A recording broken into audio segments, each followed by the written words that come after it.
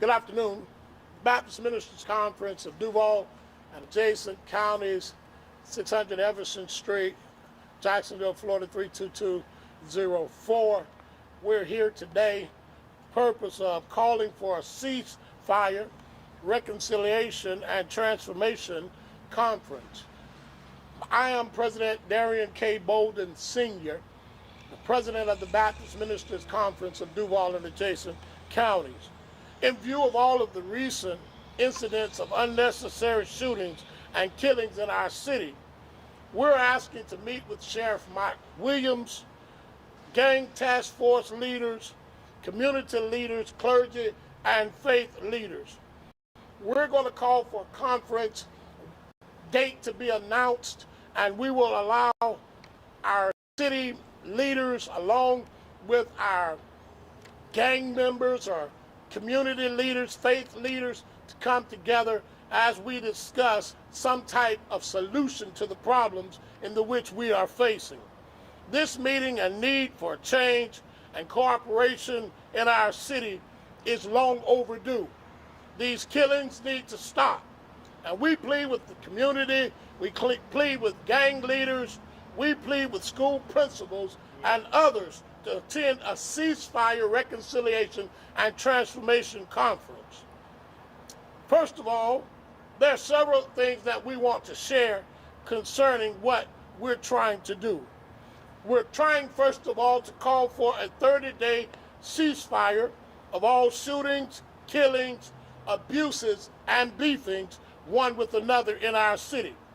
Secondly, we're calling for a 30-day ceasefire of Facebook and other media videos that's having a negative effect and causing some of these shootings and retaliations in our city.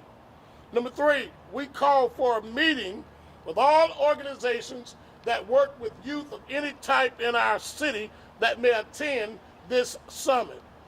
Fourthly, we would like to meet with the Sheriff Department to get all of the facts, all of the data that we can use to help address the issues of violence and crime in our community. As of now, we've had over 360 shootings this year in Jacksonville alone. One shooting is too many. Let's long talk about 360-some shootings in our city. Just this past weekend, 8 people were shot in 6 different shootings in our city. Fifthly, there are 3 points of interest that we would like the sheriff, the state attorney, and the city to consider moving forward to bring the Florida justice system into the 21st century as part of the new Safety and Justice Task Force. A, help to reduce crime by tackling the root causes of criminal behavior and minimizing recidivism. Secondly, B, prioritizing prosecuting the greatest threats to communities with alternatives to put low-level offenders back on the right path. C, keep building and build stronger bonds between law enforcement and the communities they serve through the faith initiative. The sixth thing that we're looking at, we believe that the model that was being brought forth in Hillsborough County is a great model to help enhance what we're trying to do here in Duval County. Seventh thing that we're looking at, we recognize the JSO and Faith Initiative and those who have signed up and would like to discuss and discover what are the long-term goals and how we as clergy in this city may help to accomplish those goals.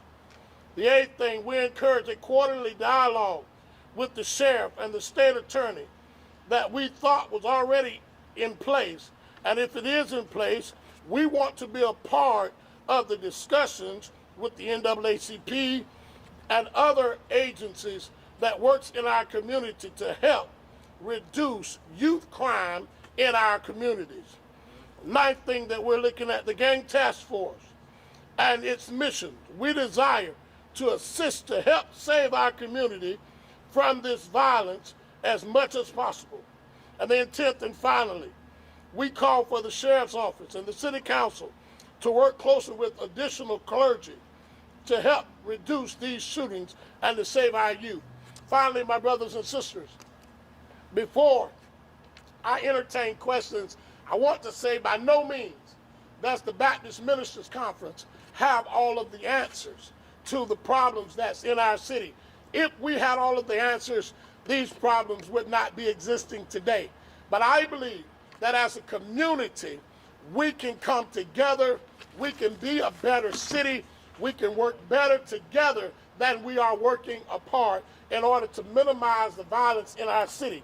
And then I want to say to us that we, the Baptist Ministers Conference, are not just people who are talking about it, but we are serious about it. And so therefore, we're not just coming to talk about the problems, we're coming to help present some solutions to the problems. So therefore, our immediate past president, the Reverend Dr. Robert LeCount, has started a program called Reworks, where we're trying to make ways for our young people to be trained for job and career opportunities. And I want to bring him forth to speak more about this program that's going forth and being launched, that we may be able to help assist our young people in our community.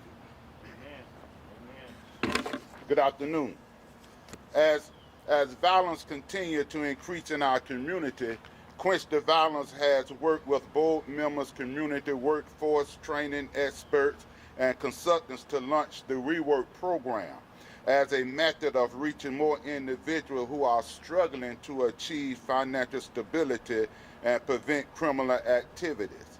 The Rework program has been developed by a team of workforce development and training professionals who have over 3 decades of experience in designing job readiness, high-impact program all over the country. This Rework program will provide job training at no cost to the students that will attend.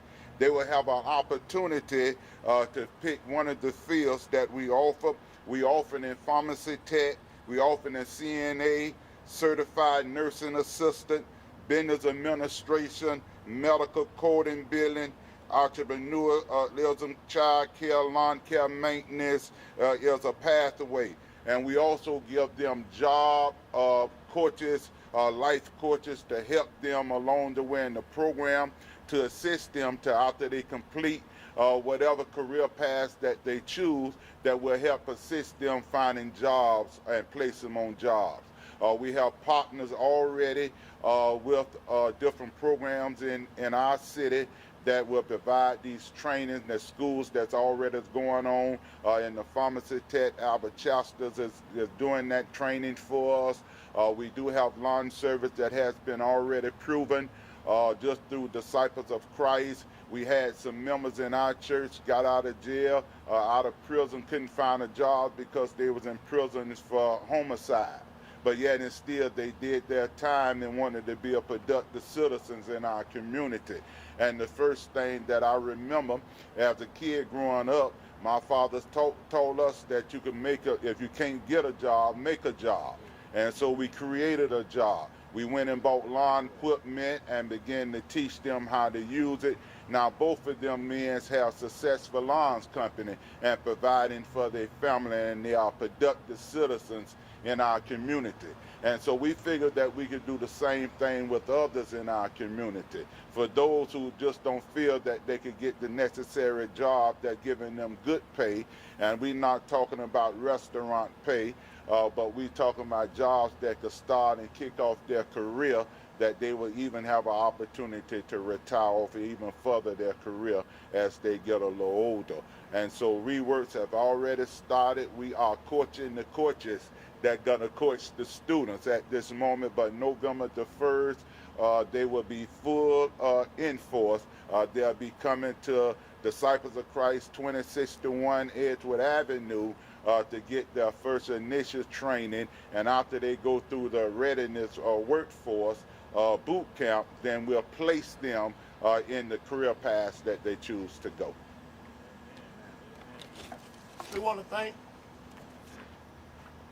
our past president, President LeCount, for the Reworks program, and these initiatives that we are putting forth. Once again, we do not have all of the answers, but we do have a summit that's coming forth. We will get this information to our news networks. We will be contacting all of the persons who are in leadership positions in our community by way of action agencies that's working for to help curb some of this crime in our city. And we will be extending invitations to our sheriff, our mayor, and our state attorney that they may have representation there at these meetings. Together, we can make Jacksonville a better city. We must stop the shooting and the killings and the violence and the beefing that's going on in our city. And we're pleading. We're pleading with the citizens of this community. We're pleading with gang members. We're pleading with gang leaders. Please, let's come to the table and sit down and reason together and come up with ways and means that we can stop the violence in our city. At this time, we're open for questions. One of those points was meeting with people who work with youth in the city. How pivotal is bringing youth, the next generation, into this conversation? How important is that? Success without successes is failure. And our young people need to know that there are alternatives to the violence that we're facing in our city. There's alternative ways, and they're seeking it from the wrong sources. So therefore, as we talked about the Reworks program, we want them to know that there are jobs available for them where they can get the training, the coaching, and the tools necessary in order to become productive citizens. It's not in all of the shootings and the killings that's going on. And somehow we've got to capture our young people. First of all, let them know that we care and we are concerned about them. We're concerned about their futures. Some of them don't believe anyone loves them. Some of them don't believe anyone cares about them nor their future. And we want to say here, as the Baptist Ministers Conference of Duval and adjacent counties, listen, this is not just a Baptist thing. This is across the board with other pastors, other leaders, and clergy all over our city.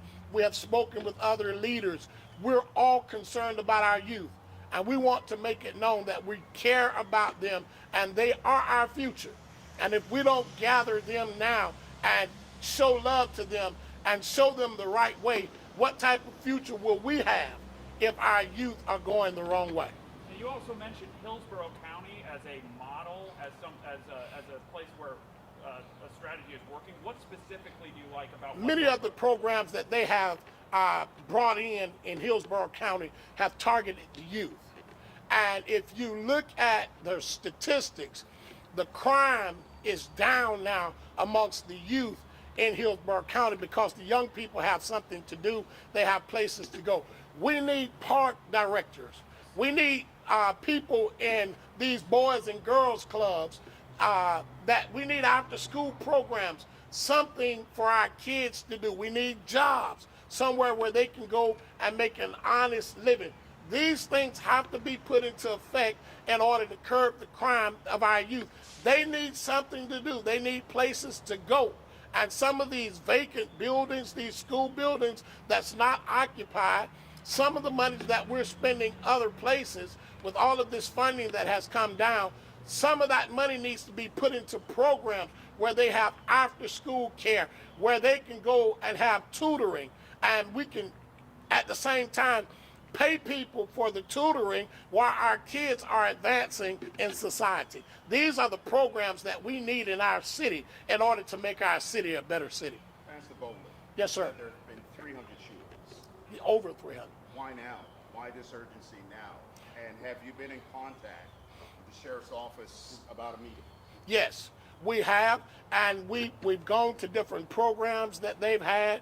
A few months ago, they had a program where a guy out of Atlanta came, and there's a faith initiative program. We're not just crying out now. The Baptist Ministers Conference of Duval and adjacent counties, and we've always been crying out. We know that there's an urgency because these killings are getting worse and worse. Our numbers are soaring every year, and we're addressing this because our mayor and our sheriff, they campaigned on curbing the crime. And because they talked about curbing the crime, we want to see what we can do to assist them. Listen, by no means are we pointing fingers at anybody or putting the blame on anybody. It's an issue that confronts all of us. And all of us are being affected in our neighborhoods, in our homes, and this is an urgency in our city that needs to be taken care of and needs attention given to it. Enough is enough. Enough is enough. Now, several years ago, you passed an account, you were there too, the Gallon Kit, just a few blocks away. Yes. And it was egregious then because there's a 7-year-old kid that got caught in the crossfire. Right. Since then, there have been more bodies. From a personal perspective, how painful is this, seeing this occurring over and over and over again, especially in the black community? I'm going to let Pastor LeCount speak and address that because he too has suffered gang violence in his own family by losing a son to gun violence. And so we want him to address that. For me, it's painful for me because, as you said, constantly it's repeating itself and things is getting worse and they're getting younger. We having now more younger of our children is now doing the most violent crimes than ever before. We never saw children at the age of 13, 14 now is able to get hands on weapons, and now it's robbing and killing one another. And so we got to do something drastic to try to make a change to reach our young people in order to help them and find the right direction and the right path. And so it's hurting. It caused my heart to bleed because I know the feeling of a parent when they get that phone call that their kid have been gunned down or been shot or been killed. And so I understand that feeling and that hurt and that pain, and then you never know who done it.